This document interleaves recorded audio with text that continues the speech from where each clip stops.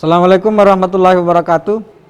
Tribuners, saya sedang bersama Bapak Wali Kota Makassar terpilih, Pak Dhani Pomanto, yang tinggal menghitung hari, insyaallah beliau kembali dilantik sebagai Wali Kota Makassar. Dan kita sudah banyak tahu perkembangan yang sedang mengemuka di publik, diskursus tentang Makassar sebelum dan setelah penetapan Adam sebagai pemenang pemilihan Wali Kota Makassar 2021. Tapi satu yang sangat menggelitik, Tribuners, pernyataan Pak Dhani bahwa saya ini masih meraba-raba untuk kembali ke Balai Kota. Tadi sudah konfirmasi. Apa sebenarnya melatar belakangi sehingga Pak Dhani Pomanto merasa kok tiba-tiba kayak terasing sekali di Balai Kota sekarang setelah 20 bulan. Jadi Pak Dhani itu meninggalkan Balai Kota Makassar 20 bulan Mei 2019. Ya. Beliau diantar dengan, kalau kita tulis di Tribun tadi, dengan derayan air mata 20 bulan yang lalu. Tapi dalam tempo 20 bulan itu tiba-tiba Pak Dhani merasa kayak terasing sekali dari Makassar. Kenapa begitu Pak? Jadi sebagai mantan akademisi, saya tentunya tidak boleh menilai satu keadaan itu tanpa autentifikasi data yang real. Saya tidak bisa membangun program berdasarkan asumsi prasangka. Saya tahu apa yang terjadi dari apa yang saya dengar. Tapi yang kita butuh adalah fakta-fakta dasar yang saya bisa memberi nilai status untuk kemudian menjadi bahagian daripada strategi saya untuk menerapkan visi misi saya. Maka dengan itu, kalau saya yang menilai terus dengan kondisi politik yang seperti ini dan proses-proses sebelumnya, tentunya saya tidak mau melibatkan emosi saya. Saya mesti jaga itu. Saya harus libatkan pikiran saya yang sehat. Sehingga saya butuh orang lain yang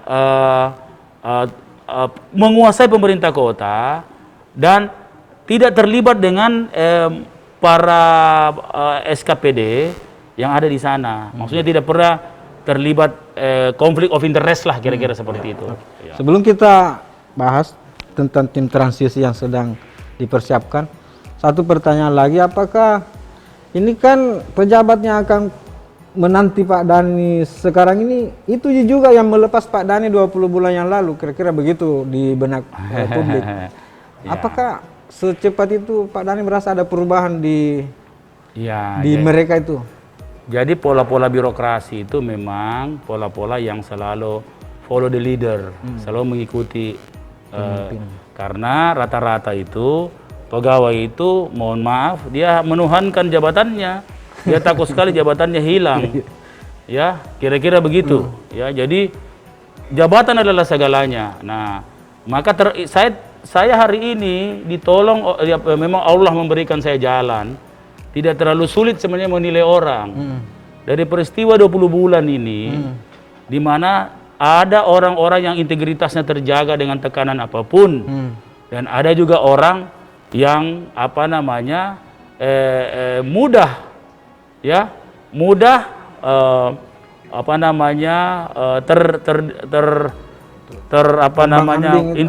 integritasnya jadi tidak jelas. Itu karena harus beradaptasi dengan suasana yang menuntut dia harus berbuat seperti itu.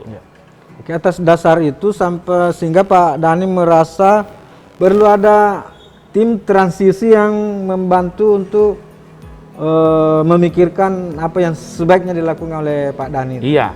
Jadi saya sendiri secara bisa, tapi kan subjektivitasnya terlalu tinggi. Maka saya akan menyerahkan penuhnya pada tim transisi untuk memberi advice kepada saya. Ya kira-kira seperti itu, supaya pandangan, kan banyak pandangan lebih baik. Ya pandangan-pandangan itu dari berbagai arah keilmuan, dari berbagai arah latar belakang sosial, latar belakang pendidikan, berbagai arah semua. Oke.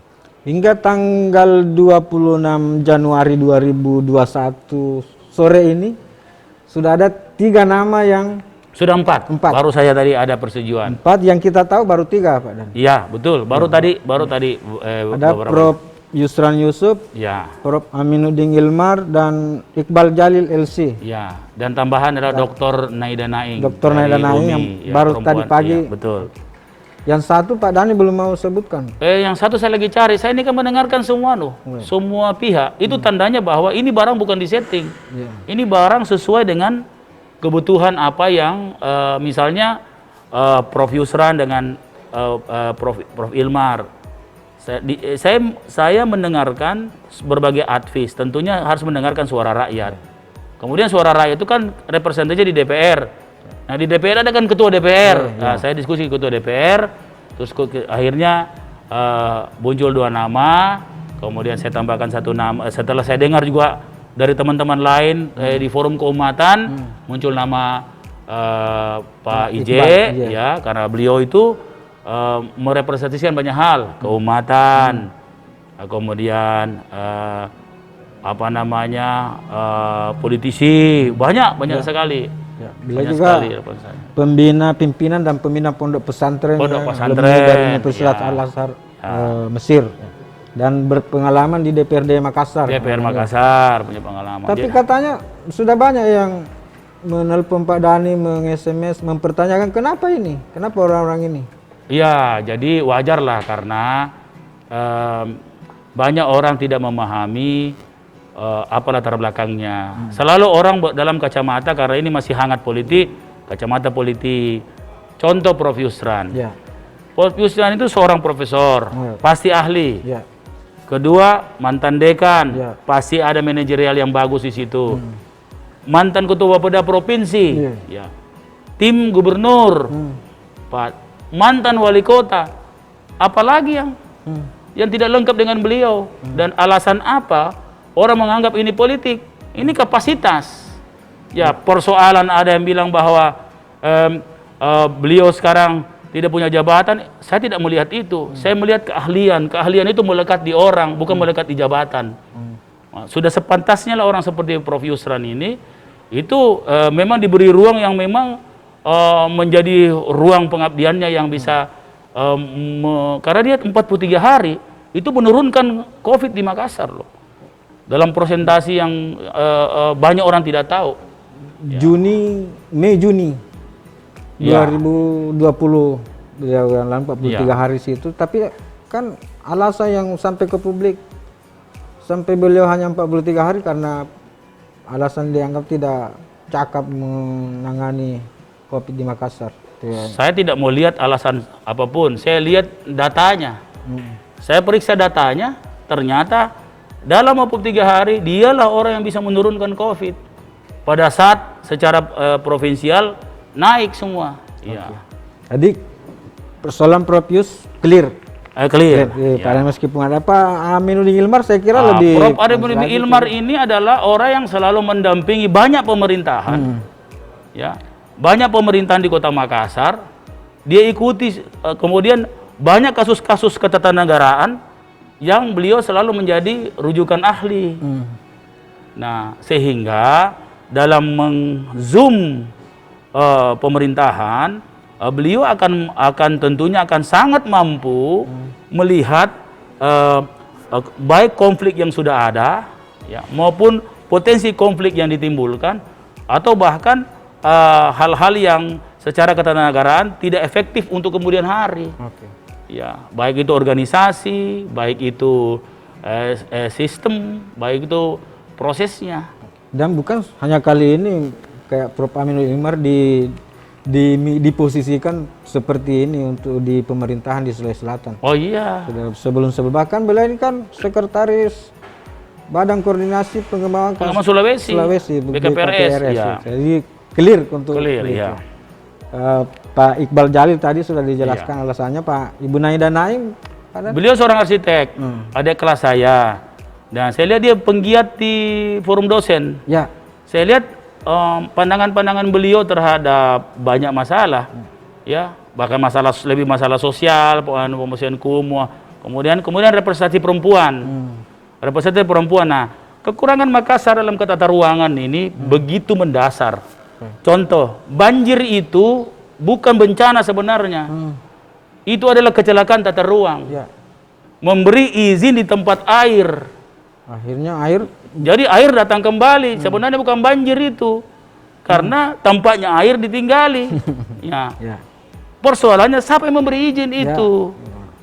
Nah, terus tata ruang apa yang mengcover itu? Nah, ini hal-hal yang saya berharap Dr. Naida Naing ini bisa memberi pandangan terhadap visi misi kami yang kemudian ditransformasikan terhadap kebutuhan kapasitas personil yang harus dan kapasitas organisasi yang bisa menghandling.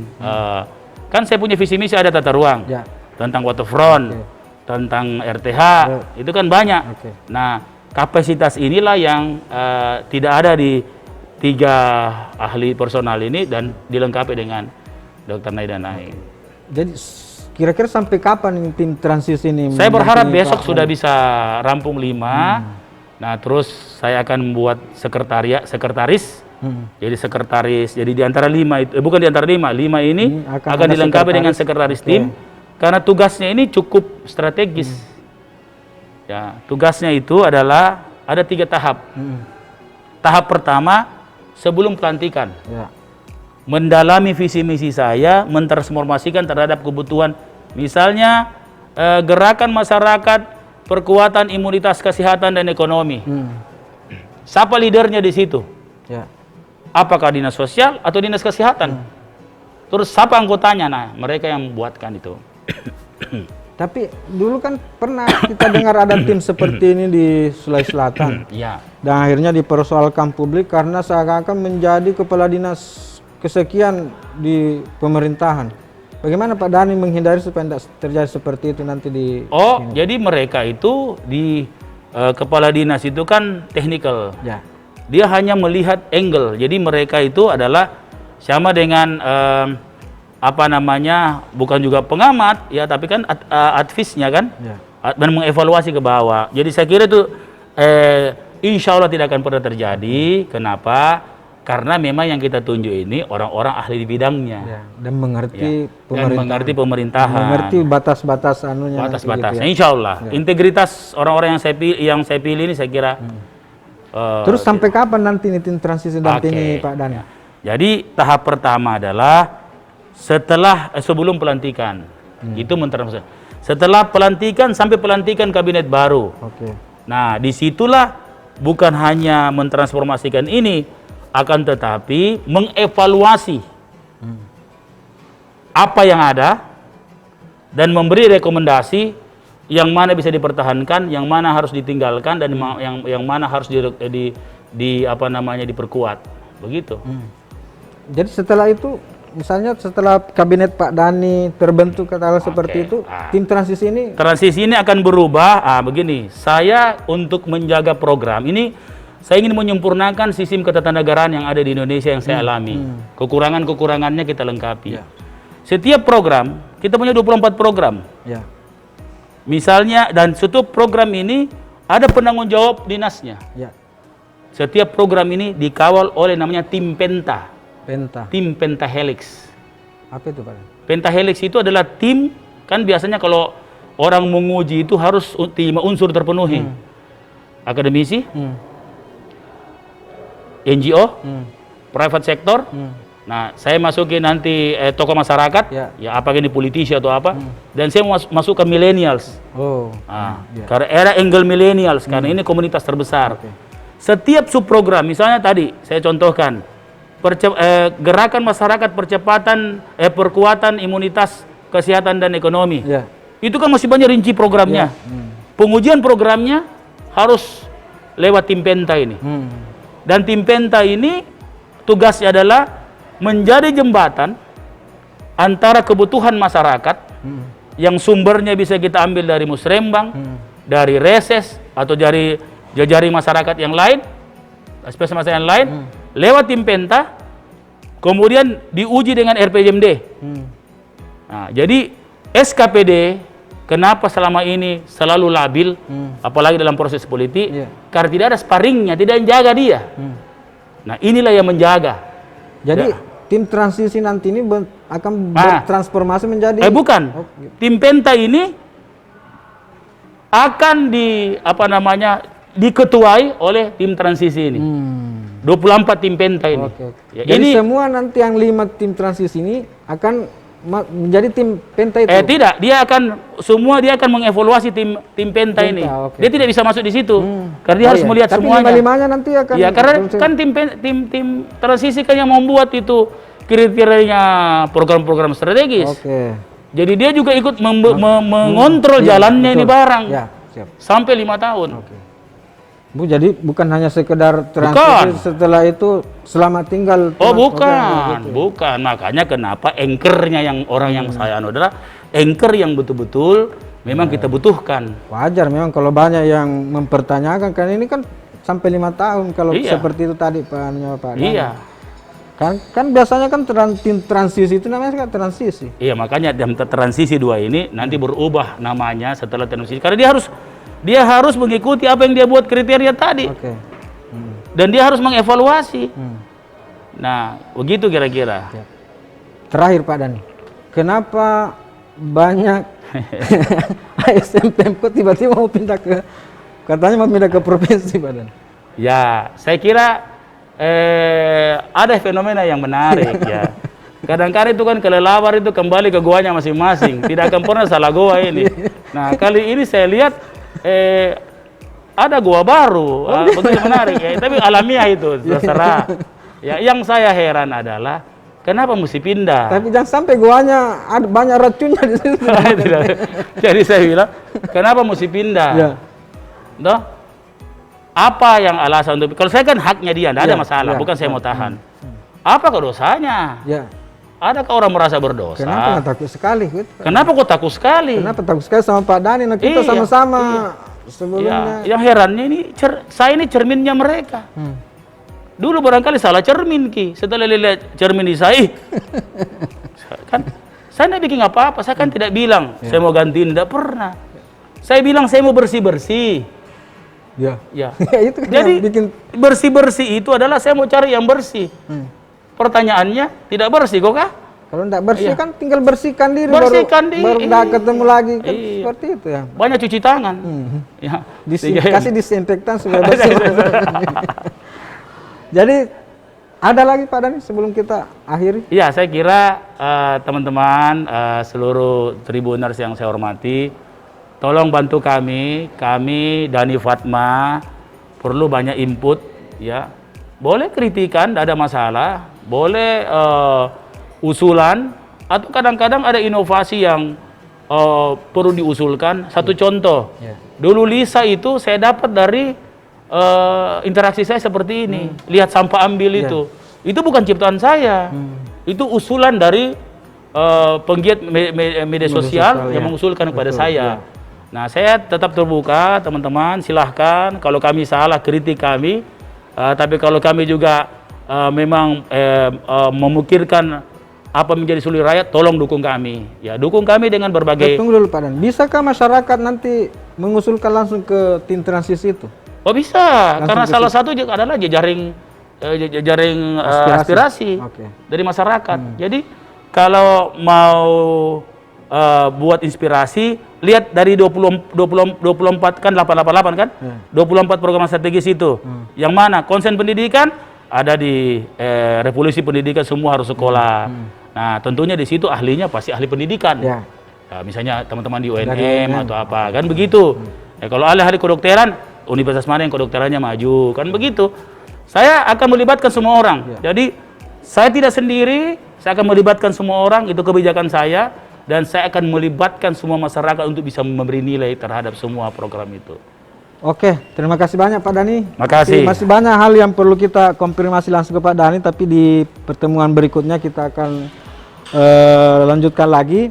Dan saya mewakili Tribuners mengucapkan selamat sekali lagi kepada Pak Dhani dan Ibu Fatmawati Rusdi atas terpilihnya sebagai wali kota dan wakil wali kota Makassar pemenang pemilihan pemilihan wali kota Makassar 2020. Terima kasih Bani. Terima kasih banyak, Assalamualaikum warahmatullahi Tribuners. wabarakatuh.